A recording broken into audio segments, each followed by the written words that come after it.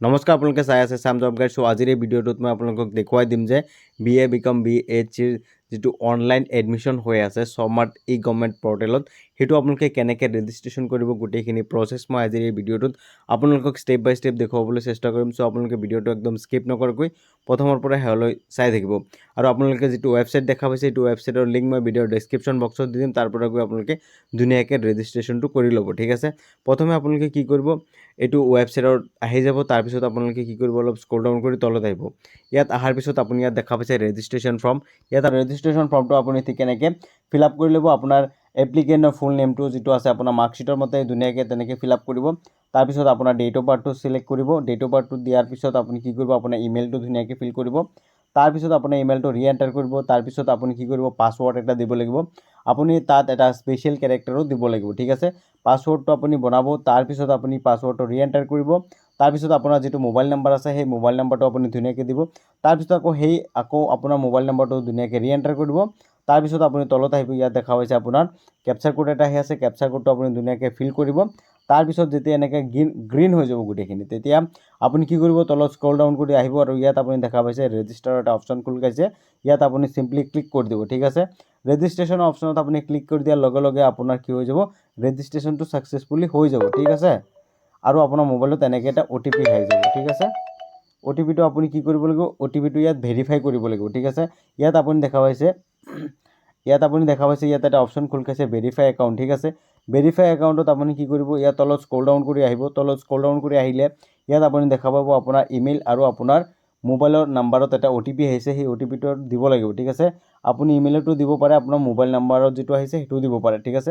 আপুনি এনেকৈ OTPটো দিয়াৰ পিছত আপুনি কি কৰিব, স্ক্ৰল ডাউন কৰি তলত আহিব। তলত অহাৰ পিছত ইয়াত আপুনি কেপচাৰ কোড এটা আহি আছে, দেখা পাইছে। কেপচাৰ কোডটো আপুনি ইয়াত ধুনীয়াকৈ ফিল কৰিব, ঠিক আছে। আপোনাৰ ইয়াত যিটো কেপচাৰ কোড আহি আছে, কেপচাৰ কোডটো আপুনি ধুনীয়াকৈ ফিল কৰিব। ফিল কৰাৰ পিছত আপুনি কি কৰিব, স্ক্ৰল ডাউন কৰি তলত আহিব আৰু ছাবমিট OTPৰ অপশ্যনত আপুনি ক্লিক কৰি দিব, ঠিক আছে। ছাবমিট OTPত আপুনি ক্লিক কৰি দিয়াৰ লগে লগে আপোনাৰ কি হৈ যাব, একাউণ্ট ভেৰিফাই ছাকচেছফুলি, আৰু আপোনাৰ মোবাইল নাম্বাৰত এনেকুৱা এটা মেছেজ আহি যাব। আৰু আপোনাৰ যিটো এডমিশ্যনৰ ৰেজিষ্ট্ৰেশ্যন নাম্বাৰ, ঠিক আছে, সেই নাম্বাৰটো আপোনাৰ এনেকৈ শ্ব' হৈ যাব, ঠিক আছে। আপোনাৰ ৰেজিষ্ট্ৰেশ্যনটো কমপ্লিট হৈ যাব। তাৰপিছত আপুনি কি কৰিব লাগিব, আকৌ আপুনি লগ ইন কৰি পেলাই আপোনাৰ পৰ্টেলত আপোনাৰ নিজৰ প্ৰফাইলটো আপডেট কৰিব লাগিব, ঠিক আছে। আপুনি কি কৰিব, আপুনি ইয়াত 3 লাইনৰ এটা অপশ্যন দেখা পাইছে। 3 লাইনৰ অপশ্যনত অহাৰ পিছত আপুনি ইয়াত দেখা পাইছে ইয়াত লগ ইনৰ এটা অপশ্যন আছে, ঠিক আছে। ইয়াত লগ ইনৰ অপশ্যনত আপুনি ক্লিক কৰি দিব। আৰু আপুনি স্ক্ৰল ডাউন কৰি তলত আহিব। তলত অহাৰ পিছত ইয়াত আপুনি দেখা পাইছে আপুনি যিটো মোবাইল নাম্বাৰেৰে আপুনি ৰেজিষ্ট্ৰেশ্যন কৰিছিলে, আপোনাৰ যিটো ইমেইল দিছিলে, সেই মোবাইল নম্বৰ নহ'লে সেই ইমেইল দি পেলাই আপুনি লগ ইন কৰিব লাগিব, ঠিক আছে। ইয়াত আপুনি কি কৰিব লাগিব, আপোনাৰ সেই মোবাইল নাম্বাৰটো নহ'লে ইমেইলটো দি পেলাই আপুনি লগ ইন কৰিব, ঠিক আছে। আপোনাৰ যিটো পাছৱৰ্ড দিছিলে, পাছৱৰ্ডটো আপুনি ধুনীয়াকৈ লিখি দিব। পাছৱৰ্ডটো লিখি দিয়াৰ পিছত আপুনি ইয়াত কেপচাৰ কোড আহি আছে, কেপচাৰ কোডটো দেখা পাইছে। কেপচাৰ কোডটো আপুনি ধুনীয়াকৈ ইয়াত ফিল কৰি দিব, ঠিক আছে। তাৰপিছত আপুনি লগ ইন অপশ্যন ক্লিক কৰি দিব। তাৰপিছত আপোনাৰ ষ্টুডেণ্ট পৰ্টেলটো এনেকৈ লগ ইন হৈ যাব, ঠিক আছে। ইয়াত আপুনি কি কৰিব লাগিব, আপোনাৰ ৰেজিষ্ট্ৰেশ্যন নাম্বাৰটো এনেকৈ শ্ব' হৈ যাব। তাৰপিছত আপোনাৰ এনেকৈ ৰেজিষ্ট্ৰেশ্যন নাম্বাৰটো আহি যাব, আপোনাৰ ইমেইলটো আহি যাব, আপোনাৰ পূৰা ডিটেইলছটো এনেকৈ শ্ব' হৈ যাব, ঠিক আছে। তাৰপিছত আপোনাৰ ষ্টেপ 1, ষ্টেপ 2, ষ্টেপ 3 তিনিটা প্ৰচেছ আহিব। ইয়াত আপুনি 3টা প্ৰচেছ কমপ্লিট কৰিব লাগিব, ঠিক আছে। প্ৰথমত আপোনাৰ প্ৰফাইলটো আপডেট কৰিব লাগিব। দ্বিতীয়টোত আপোনাৰ লগ প্ৰফাইল কৰিব লাগিব। তৃতীয়টোত আপোনাৰ কলেজত এপ্লাই কৰিব লাগিব, ঠিক আছে। তাৰপিছত আপুনি কি কৰিব, এনেকৈ স্ক্ৰল ডাউন কৰি তলত আহিব আৰু ইয়াত কমপ্লিট ইউৰ প্ৰফাইল অপশ্যনত আপুনি ক্লিক কৰিব।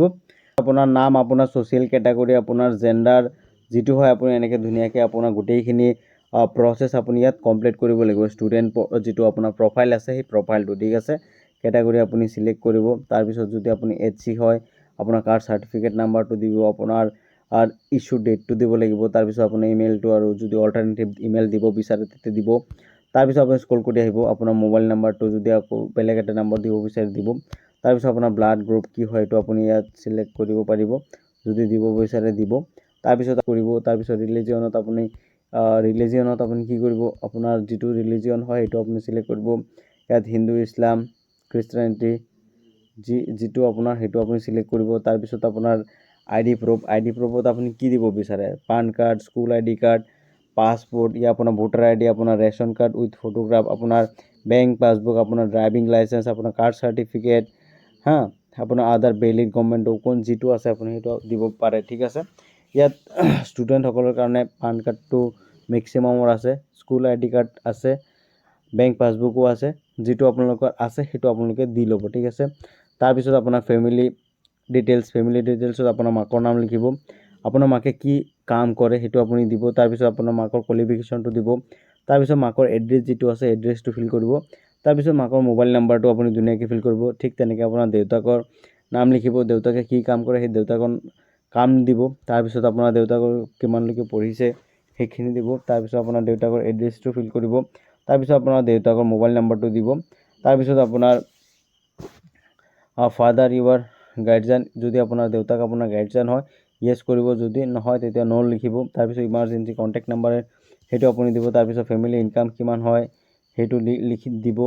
ঠিক আছে, তাৰপিছত আপুনি university registration detail if applicable যদি আছে তেতিয়াহ'লে আপুনি দিব, যদি আপোনাৰ কলেজটো এনৰল ইন ইউনিভাৰ্চিটি या অট'নমাছ কলেজ, আপোনাৰ কলেজটো অট'নমাছ কলেজ হয় নে ইউনিভাৰ্চিটিৰ আণ্ডাৰত আছে সেইটো আপুনি দিব। তাৰপিছত আপোনাৰ আদাৰ কেটেগৰী ক্ৰাইটেৰিয়া আপুনি ইয়াত দিব, পাৰ্চন উইথ বেঞ্চমাৰ্ক ডিজেবল, যদি আপোনাৰ PWD আছে তেতিয়াহ'লে আপুনি দিব, যদি নাই তেতিয়াহ'লে আপুনি নট এপ্লিকেবল দিব।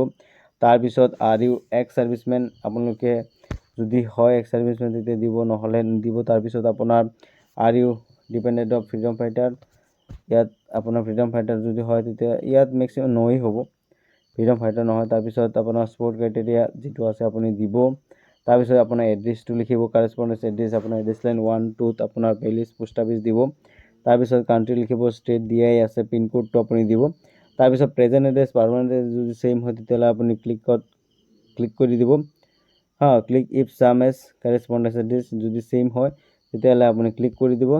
তাৰপিছত আপুনি কি কৰিব, ইয়াত নেক্সট এণ্ড ছাবমিটত ক্লিক কৰি দিব আৰু আপোনাৰ ষ্টুডেণ্ট পৰ্টেলটো আপডেট হৈ যাব।